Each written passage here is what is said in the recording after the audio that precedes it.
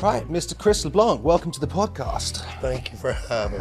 How are you today? Man, life is really good today. Yeah? Yeah. What series of beautiful events led to you being in my studio today? I know, right?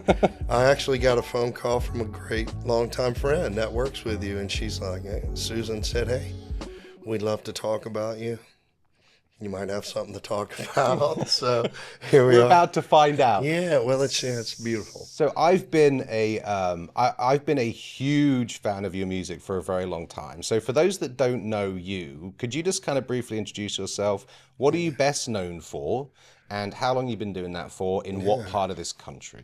Cool. Well, I was born and raised here in Baton Rouge, and started playing music really young in my life. I'm a musician and a performer, and I record records. I make records. I've been on cool records. I've been all over America playing music. I've been went to Europe and played some. Been to Alaska. Been different places to go play music. I love playing music. The music is such a gift, and I mean it's a gift to give. Yeah. You know, and so that if you have this thing, and I know I have it, and it's a blessed thing, man, that I'm like, you know, in this world, I get the opportunity to go play music for someone or play music for whatever, man, and it's a real blessing it's a gift, you know. How old were you when you first got into music? Tell me about how did you find did music find you, or did you find music found me, man. It was Tell me all that story. over. It was all over. It was all over my life with my family being musicians and stuff. And then the first real memories I have of, you know, I would say one of the first memories of music that was me watching Sesame Street as a kid, and B.B. King playing guitar, Thrill Is Gone. And that was like something special, you know? And my dad was a musician. My mother's brothers are all musicians. My dad's brothers, there's music everywhere around me when I'm a kid. I started picking it up. I heard it inside of me. I was one of the greatest air drummers you ever saw in your life. You know, rocking out and loving it. And Dad was a bass player. I used to watch them rehearse in their rehearsal room when I was a kid. He was part of a band? Yeah, my dad was a singer and a bass player, and his brothers played guitar and singers, and we had a big music room in the house. That's awesome. Which was pretty cool. I mean, you know, not everybody's house has a big music room. No, of course not. So I would be in there and watching them rehearse and really paying attention, go to their gigs sometimes or whatever's going on. And, you know, one day I walked in and the bass guitar's here, and I turned the amp on and boom, boom, boom, boom, boom, boom, boom, start making the vibrations. I'm like, I love this. This is cool, you know. And bass was really kind of my first instrument that I picked up. I heard it. I heard the move of it. It just resonated inside of me. And so it was like something that I was able to pinpoint in music. I started hearing out the parts. Soon, 10 years old, 9 years old, 10 years old, I'm listening to records and playing bass and learning all these things of music. And then playing bass really taught me that in pop music or whatever's going on, it taught me how songs were arranged. Yeah. The pieces in songs, a verse, a chorus, another verse, another chorus, maybe a bridge, and then an outro, and all these, and then you learn all this music, and it just becomes language, you know. Are you self-taught, or did you have a teacher? So when I started the fourth grade, I joined band, and I wanted to play in band. Okay. But I really wanted to play saxophone, and I'll tell you this quick. It's pretty funny that. So I told my dad, my dad's like, oh yeah, let's go do this. So we go to the music store. We want to buy a saxophone. How much are those? And the guy's like, oh, it's about $650, $700. Now this is way back when. This is 1978. Sure. that's a hit of money, bro. Yeah, it That's a is. lot hit, you know. And I saw my dad kind of wince a little bit, and I was like, okay, how much is a trumpet? $300. Okay, I'll take that. So I started playing trumpet, and what it made me realize is that over time, it was not so much about the instrument, but it was about my face being in music, Really? and this pathway to assimilating music, and then learning how to read music, and then I stayed in band all through elementary school, junior high school. I was in marching band, symphonic band, jazz band. In my senior year of high school, I become the drum major of a marching band. I win the award for. I win Oh, the. you are all in. I was all in. Yeah. I was a singer and choir, all state choir, all parish choir, all of this, doing all these things that were just all in music. And Can I pause you there for a second? You said in fourth grade you joined a band. joined the band, Band, okay. the school band, yeah. Okay, cool. And so I was going to say, what happened to your fourth grade band? But they turned out to be Leonard Skinner. No. no doubt. Well, all I wanted to do, I swear, it's funny because, you know, when I'm a kid, I got to get up to go to school, and it's fourth grade, and I'm like, you know, I put on a Leonard Skinner record in the morning because I had a turntable in my bedroom by the time I'm in the fifth grade or something or whatever. And I'm like, yeah, it was just all music, you know, but it was all one of these things that like music was just encompassing. What is it about it? What is it about? Because it's endless. Music is a deep abyss of, or it's touch. I say music is, you touch every star in the universe with music. Music is a language that has no end. So I think There's no end. I am not a musician. Yeah. I've through my work I've been exposed enough to some seriously talented musicians that just proximity to it touches you in a way where I've picked up a guitar now. I'm working out chords on pianos, and I've got some help, but it's a I feel it, and as a person that isn't a musician, like there is definitely something about experiencing live music. Like when you go to whether it's at a bar or whether it's at a concert, the way the sound fills every millimeter of that space and the way it goes through you, is that what you're getting at? Like, because that's how I experience it. I mean, I believe that it is. I believe that like there's this harmonic thing that when I hear music and when I feel like I'm always thirsting for something that I haven't heard, or something that I have, like even the songs that we all love and we hear them. I'll play some of these songs or there's just no end to it. I would share this with you. I have a year ago or so, I got invited to become I host a radio show. Okay. On a local radio station that we put together shows with music. And the more I was thinking about this, it's like when we say music is a gift, it really is the gift that you're like, it's like if I heard this song and I'm like, you have to hear this song. I have to give you this. Yeah. You know, you have to. We've all done that. Yeah. Yes, because you're like, you got to feel what I'm feeling here. You just want someone to. So that's the gift where it's like it never ends. How are you doing that on the radio? What's the format of the show? So the format of the show is like I'm. Is it okay if I say where it's at? Yeah. What's up? So, okay. So I am on the local high school WBRH radio. Okay. What's the frequency? The WBRH 90.3 FM. Gotcha. And it's 1260 AM. And it's also streaming WBRH.org. Okay. And we're in over 35 countries now. And the format is I'm on Saturdays, every Saturday from 4 until 6 p.m. Okay. It's a 2-hour show.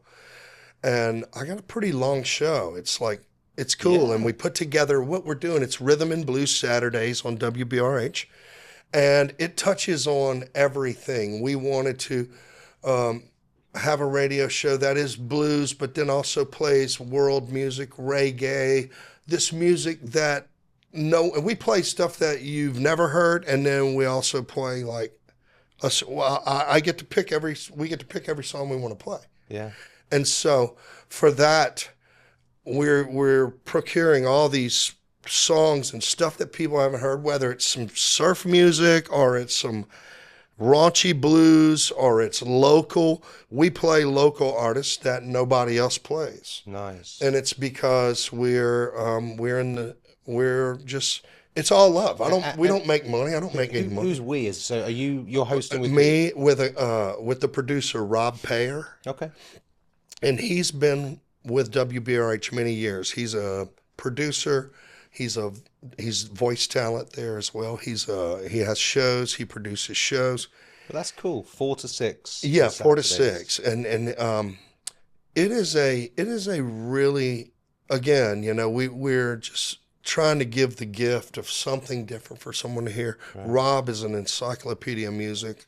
I'm always on the lookout for things and hearing things and go, wow, I could play this on my show. When did you write your first song, and how did that come about? Yeah, because here's a kid that's like feeling it, experiencing it, growing into it. When did you decide to write your first song? How old were you? What was that? I was in my teens, probably 16, 17 years old, and we wrote it as a band. We had a high school rock and roll band. Okay. And we had an opportunity Was it a ballad to your first girlfriend? I'm just kidding. Yeah. Oh, yeah. All those memories just went. Yeah. It's more pop rock, rock stuff. We had an opportunity to go on. There was back in the day, whether it was like, I think Star Search or one of these, one of these talent shows. The National Stars, the Americans Got Talent. Come and show us what you got. Sure. So we did that when we were teenagers, and we wrote some music and went to the studio and cut this tune. And, everybody thinks it's great when you're 17 years old, Yeah. It's the 80s. Yeah. A little bit before my time, but I know about that. It's a lot of fun. But, I started like really as I got older, and, of course, playing every kind of music, going out in live performances, going playing. I played with guys who were older than me. I played with guys who were younger than me. I really played everything. I became this kid who was like at 15, 16 years old, I had a skill set as a bass player and a singer, and I was surrounded by a lot of really cool musicians that had gigs, and a lot of them were my dad's friends, and these guys wanted me because I wasn't drunk, and I wasn't, I'm a kid. Yeah. They give me the work tape, Sure. give me 2 cassette tapes with like 50 songs or something. Learn all these, and you're gonna get paid. Done. Yeah. Done. So I started when all of my teenage friends were trying to get bands. I was already playing gigs and very cool, making money. Now, I'm going to jump around a bit because each one of these things could be a rabbit hole or a rundown. But I want to. This is the first time we've really sat down and talked. I can't believe you're in my studio, man. This is so cool. I see you up on stage at some of these events I'm performing. A little bit shell shocked. All right. So, do you still feel? I mean, clearly you still feel the music and sound in your body and all that. How do you go about writing music now? Because you write a bunch of stuff too. So I'm interested, how did it start? Were you in a band, whatever? But how do you go about writing music now? Okay, so now, so now I think about things it's still very simple. I find myself with the phone, texting, notes, all stream of conscious thoughts, blah, blah, blah, blah, blah. Going on with it, go back, procure work, and try to assimilate this into some message. That, to me, is like the kind of beginning. I think with music, the music that I've written in the past, I put out my first record in 1995. Wow. which was really cool. I put it out on my own label, and then I put another that was a full length record. I put out another full length record in 1998. I put another full length record out in 2001, and another full length record in 2006. Wow, you're So, prolific. so I made a lot. I recorded a lot of music. I recorded a lot and spent a lot of time working on music in a time where there was no DAW systems, no digital audio. It was all performance, drill, work, cut it again, sing it over again, work, work, work, sing until I fall out in the vocal booth, Yeah, tired. yeah. Performance. And then in 2000, in the early 2000s, I had a son, and I still made two records, but I kind of like took a moment in my, I have a 6-year-old, and it just took, I took a moment to like not so much. You have to be selfish enough in a way to say, I am going to do this. I am doing this. Not everybody can do that in their life when you're a dad, a husband, a blah, blah, blah, everything going on. So I took a moment, and at the same time, I didn't record a lot or write a lot on my own. I started recording on a lot of other people's records, going, doing sessions, playing In the everything, studio, yeah. guitar, bass, singing, whatever, wherever, for many different people. And then just here in the last little bit, last couple of years, I put together some music that I thought was pretty cool. What's the latest thing that you've put out? Huh? What's the latest stuff you've put out? What are you working on? And I have a record that I'm like kind of sitting on right now. I'm sitting here watching you talk, and the arms and the energy, and I can still feel it like flowing through you, which is I love. So I talked about process, about writing music and stuff. So when I edit, we're intentional. I'm intentional about how I shoot and how I edit, but it's a process that I go through, and the finished thing emerges at some point in that process every time. There's an emergent quality to the art, if you want to call it, that I do. Do you have the same thing, or how does it work for you when you're talking into your phone, you're writing, and then you sit down to what? Do you intentionally make a song, or are you in the shower and it just boom hits you? Are you riffing for an hour? How do you get to that moment where you find the song that you want to sing? Yeah, I think it happens within me, like whenever I am put together with words. If in message music, or like something that is a melody or a message, something that just I can't help but keep thinking about.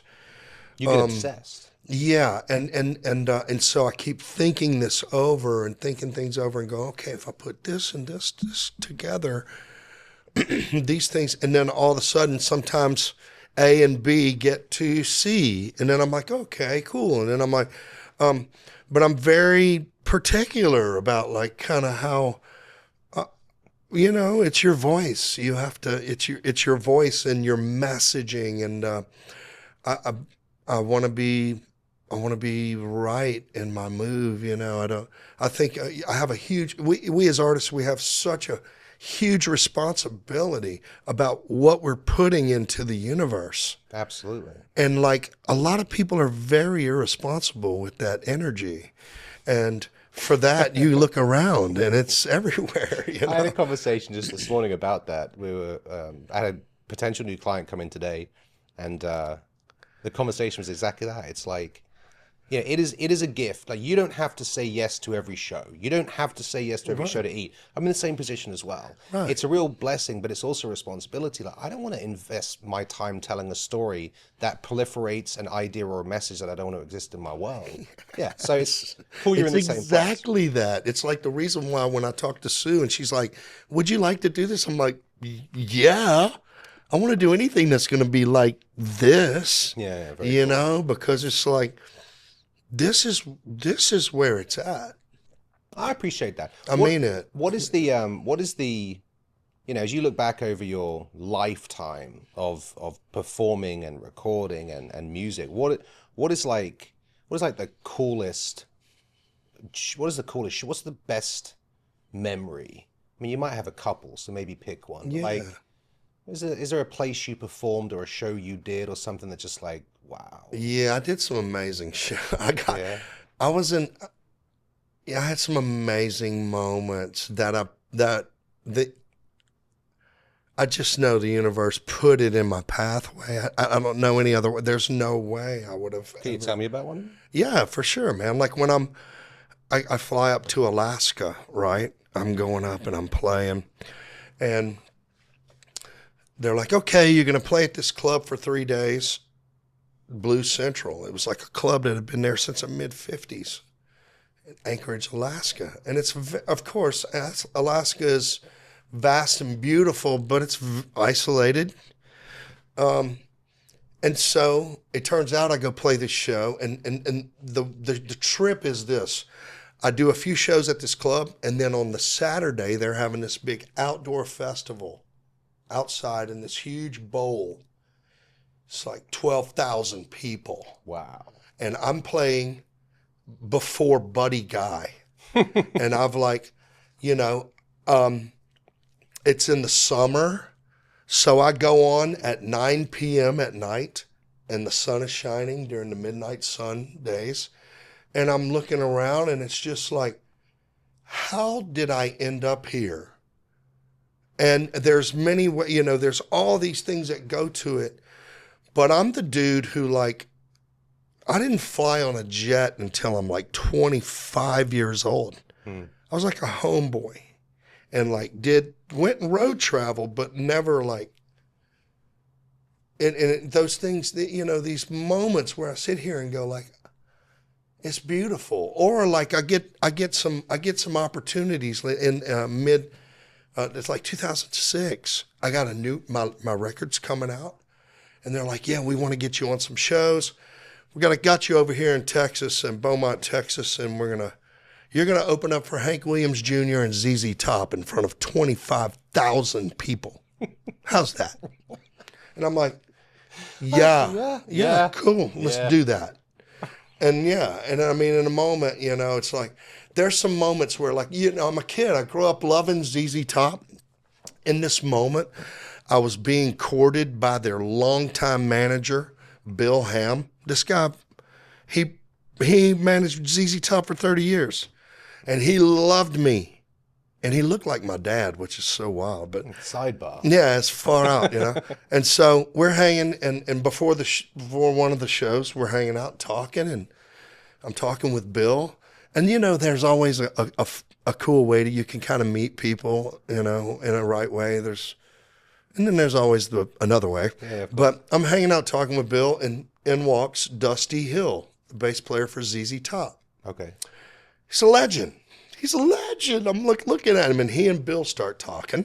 And how old are you at this point? I'm like, it's 2006, so I'm like 45 years old or something, maybe, I guess. Whenever is that how long ago it was? Yeah. But, and they're talking for a second, and he goes, hey, this is Chris LeBlanc from Baton Rouge. And Dusty Hill goes, oh yeah, man, we were talking about you this week, about this show and everything coming together, man. How was your show? They were talking about you. And I'm like, you're talking about me. Okay, cool. Yeah. Right on. So it's like, you never know what comes into your path. Like, I didn't know. Who knows? I mean, like, watch. You and I are talking, and who knows what's ahead for us or what's behind us. But the whole way along, we're just like, I'm just like become a spectator of life in a lot of ways. It's crazy you say that. It's a great way to be, because I used to have to control things around me. And when you find out you're not in control of anything, then you're like, cool, I don't got to do that no more. Mm-hmm. And it really is a great place to be, man. Like, so what's filling your time these days? Like, what have you been doing this last week? How do you spend your time? Well, the radio show. Yeah. I do a lot. So this past week, I played 4 shows. I went and did 2 acoustic shows, 2 band shows. On my days off, I I really kind of stay home a lot. I do a lot of projects. I help out. I do work around. I have a place that I do a lot. It takes a lot of. It's a big space. Takes a lot of work, and then I take care of people around me, man. Yeah, You I know know, a lot of the shows I saw you and you were giving your time to like dreams come true and that kind of stuff. yeah, like I take care. I like to put myself in a place. I'm in this place now where like I want to give it all away. I'm giving. I want to. When I say give it all away, the spirit that lives within me needs to like. I've got a lot. I've got a lot of opportunity in my life. A lot of things came to me that probably I don't know how they did, but I got to do this. And so for that, man, I'm like now I'm in a place that I love to give, man. I want to give my life out. I do things. I do projects. I help people, man. That's just what's up. If, on my time off, and in that, I still have my own mind. When I'm in my truck driving the car and I'm going to cut my girlfriend's grass, I'm talking words into my phone going, this could be cool one day, you know, whatever, you know, I mean, it's like, you see what I mean? It just never stops, you know, it's like, it's always just, I feel like that. I feel like that's the spark all the time. I mean, if I fall asleep, I wake up and I'm sparking. That's that's living, man. So I have a bunch of super creative, talented people that work with me and I've worked with and things over the years, and that energy you're talking about that you can't quite put your finger on, you almost have to act it to explain what it is. Yeah. Like I've like so many people live without any passion, you know, Right. and it's like to be that plugged in to an art form like music or whatever it is, it's almost like it's like your love for it is the passion, and so it leads to you being like lit up like that. But then Yeah. it can also lead to like kind of like it wakes you up in the middle of the night, or it kind of makes you a little kind of manic and stuff. I know a lot Yeah. of creatives who are super manic. Do you like Yes. do you wake yourself up at night? Do you find what? There's How do you things deal with that that? I'm How do you very, relax? yeah, that's hard, man. It can be hard sometimes, man, to like, I relax. I like watch. If the only time that lately I've been watching some pretty cool movies, Okay. and I'll let my mind go into watching a bunch of all kinds of different films and stuff that I dig to. It helps me to. It It's your takes you, time. you know, Everyone needs their own downtime, their own thing yeah. to And set I like watching. I like Quentin Tarantino movies. too. I saw Pulp Fiction the other day again. Oh God! I mean, my favorite movie that he ever made was Once Upon a Time in Hollywood. It is a masterpiece film. And then I watched Death Proof the other day, and then I watched.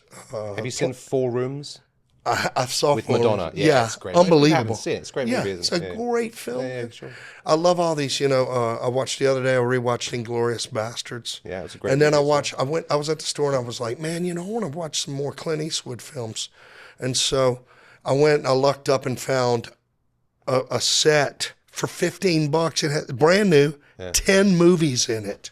Wow. Yes. Yeah, working your way 10. through those. So I'm like, oh man, I can't wait. I saw Josie. I rewatched Josie Wells first because I'm a cowboy at heart. So, yeah. Cowboy from Baton Rouge, Oh, I'm Louisiana. talking, you know, campfire guitar. I could talk to you all day, honestly, I could. But like, so what? I've got a We're 7-year-old. going to talk again. We have to do Oh, really? this all We the will. time. You know? So I've got a 7-year-old daughter who is, she feels music like that. She I Yeah. can see it in her. And so we've put a piano in the house. We've got guitars, electric guitar. We bought an amp. Yeah. She has all the things. We got a drum kit last week. God help me. Yeah, But cool. she is like on fire for it. And she'll For drums? for music. Oh, for music, yeah. Like she's on the piano working out a song that they sung at the church at school today. And Perfect. she's not happy until she's got it, and then she She's wants hearing it. She's hearing it. Yeah. But she's also hearing it on the guitar as well. Yeah. So I guess I'm interested. Like, what would you say if someone wants to love music like you love music? Like, what's your like? Do that. This is the one thing you have to be doing if you Yeah. want to experience music like I I experience? think for a child, or because I was a child who like loved this feeling, the moment that a child grasp the changes and this harmonic connection in music, and then to share it with someone else. If someone, when I was a kid, to light you up, it would be like my dad's like, "Come play the bass, and I'm gonna lead sing," and then I'm like, "Yes." Or I see it now. I have friends of mine who like, for some reason, all these people a lot of people I'm around, they're like, "Man, one day I'm gonna get to play with you," and I'm like, we're gonna anytime. What are we doing? Like I grew up playing music around people all the time. Like the reason why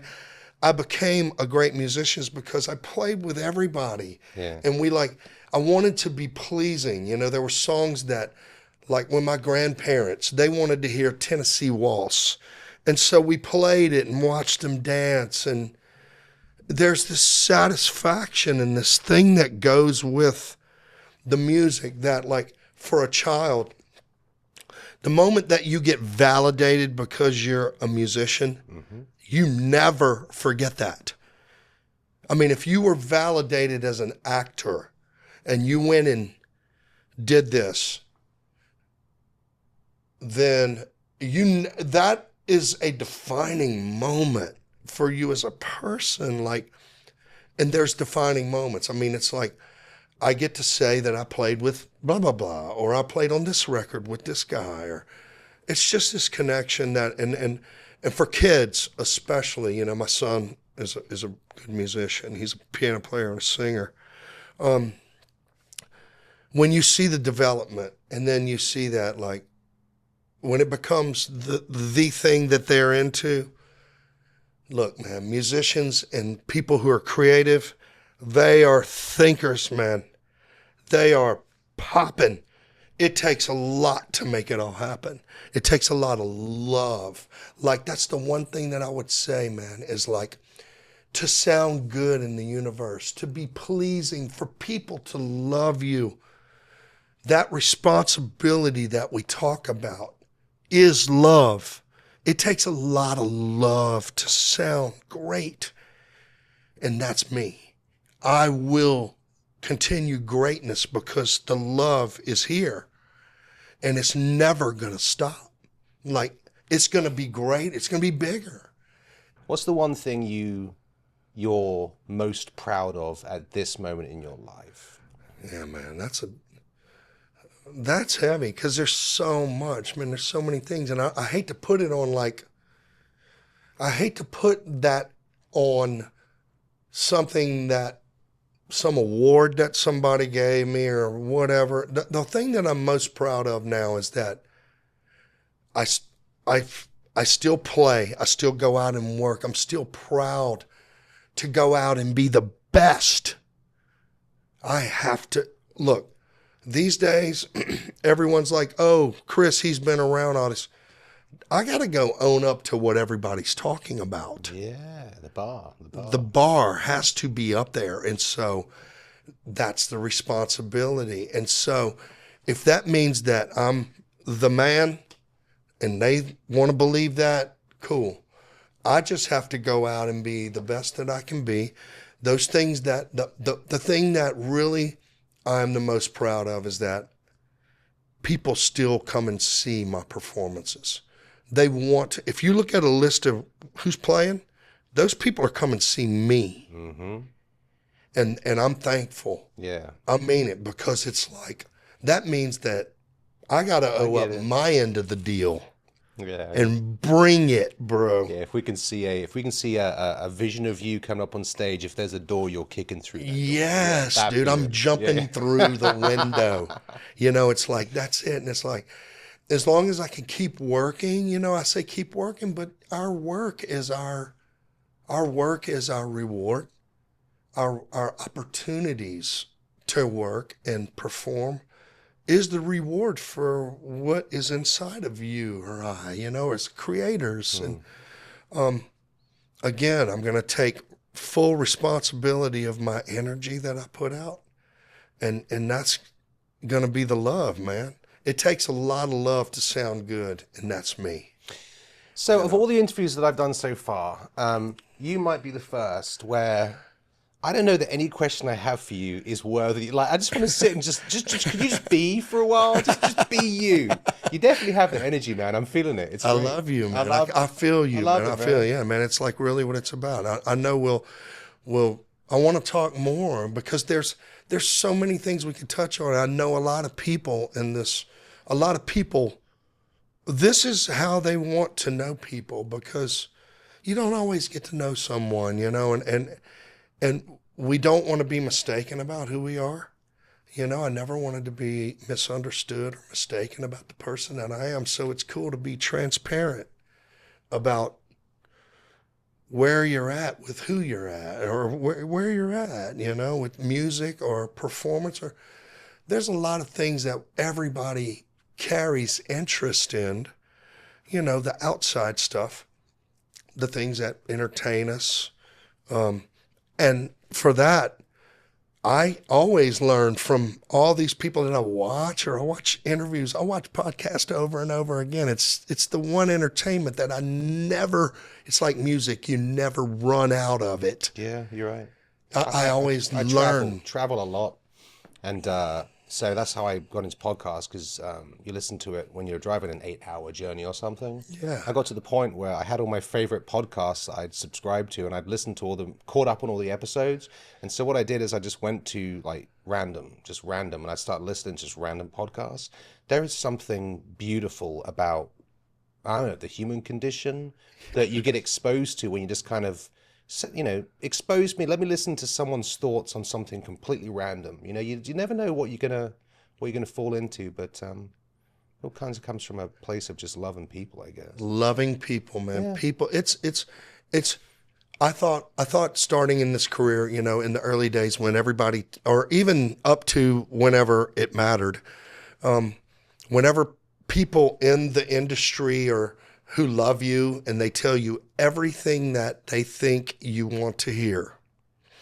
And when they tell you these things and you can assimilate and I listen, and all of a sudden you start to realize that, like, okay, going and doing this, you learn more about who you are by others. It's and Reality is the ultimate teacher. It really is. But go bump up against it, and then you'll learn some lessons right there. Right. It's exactly like all these exciting things that happen in the world.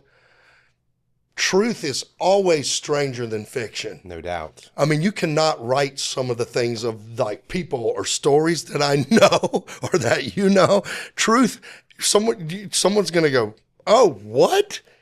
Yeah. Really? And so, it's like, that's what we're learning from, man. I learned from watching everything.